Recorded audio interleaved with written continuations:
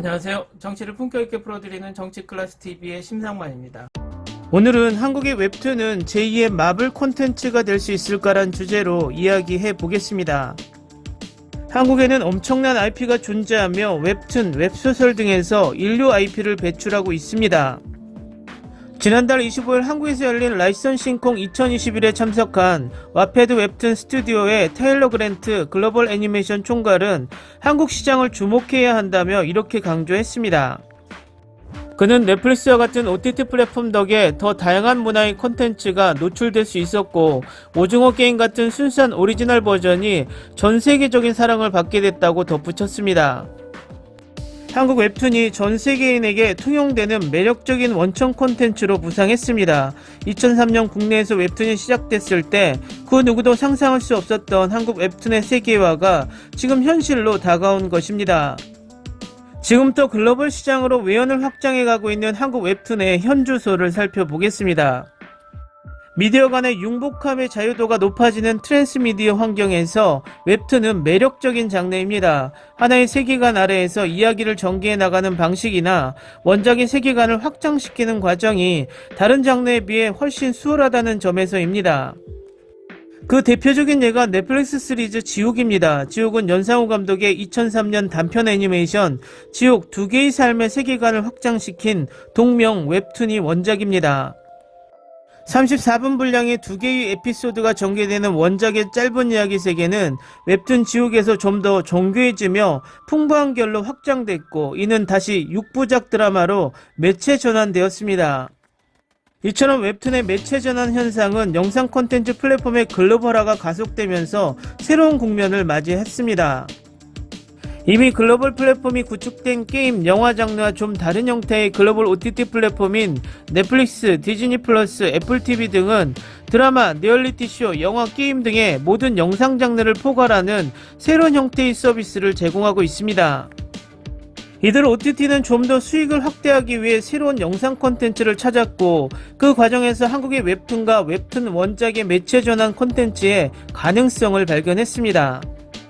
이는 한국 영상 콘텐츠 산업의 플레이어들에게 기회로 찾아왔습니다. 그리고 킹덤을 신호탄으로 웹툰 원작의 매체 전환 콘텐츠가 본격적인 시동을 걸기 시작했습니다.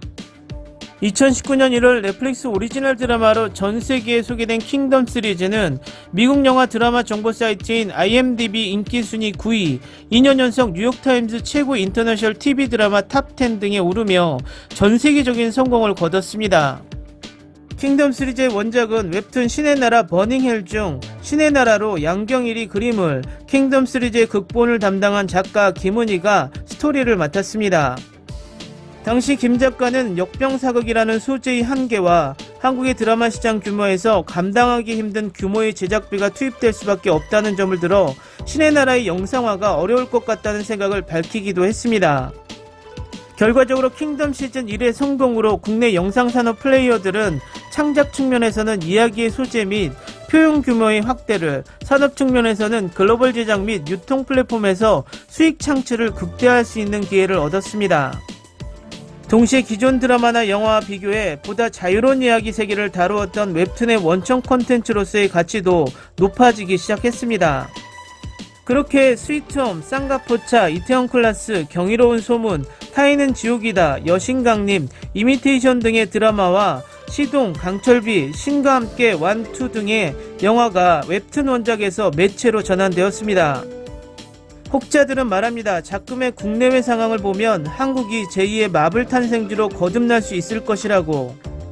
라이선싱콘 2021의 기조연설자로 나선 김정원 SK 브로드밴드 상무는 최근 콘텐츠 시장의 흐름을 보면 국내 기업들이 넥스트 마블화는 충분히 가능하다고 밝혔습니다.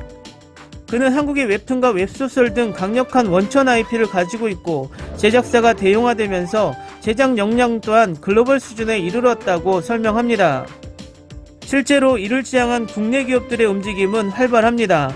주목할 건 이제 국내 웹툰만 고집하지 않고 외연 확대를 통해 현지화 전략을 함께 펼친다는 것입니다.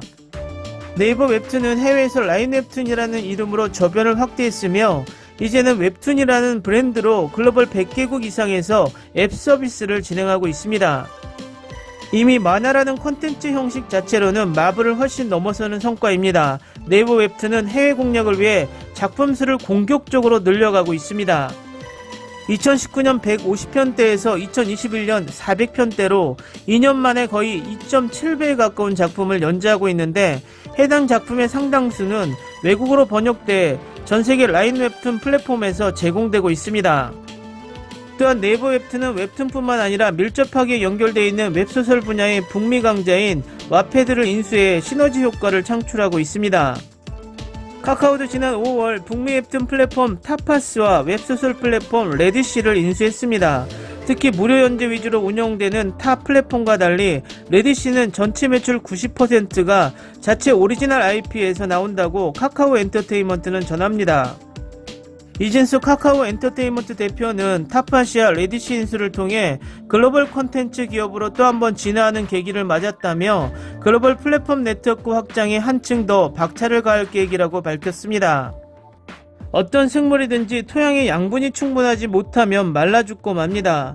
지금의 할리우드가 침체 원인을 소재 부족이라고 말하기도 합니다. 미국인들의 불만은 한 골 또 하고 재탕 삼탕하며 똑같은 것을 반복만 한다는 것입니다. 이유는 간단합니다. 만족할 만한 소재들이 고갈되었다는 것입니다. 그런 면에서 한국의 웹툰 시장은 무한한 소재를 제공할 수 있는 공간이 되기도 합니다. 이런 이유로 한국의 드라마 장르가 다양화되고 있다고 봐도 무방합니다.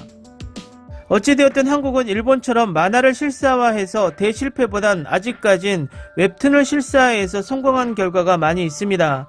그 원인은 원작도 좋지만 영상 연출과 기술, 연기가 받쳐주기 때문이라고 개인적으로 분석합니다.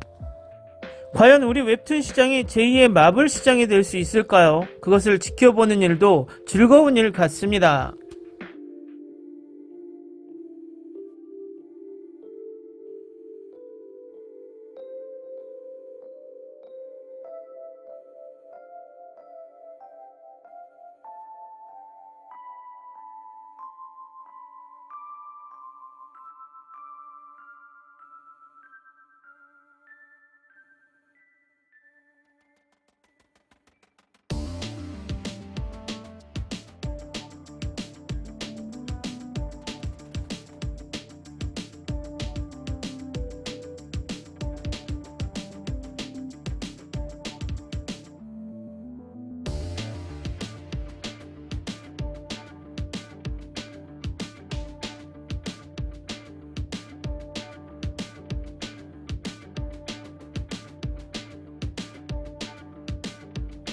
오늘은 여기까지 하겠습니다. 오늘도 생활 속 거리두기 꼭 실천합시다. 당신의 구독과 좋아요는 저에게 큰 힘이 됩니다. 항상 시청해주셔서 고맙습니다.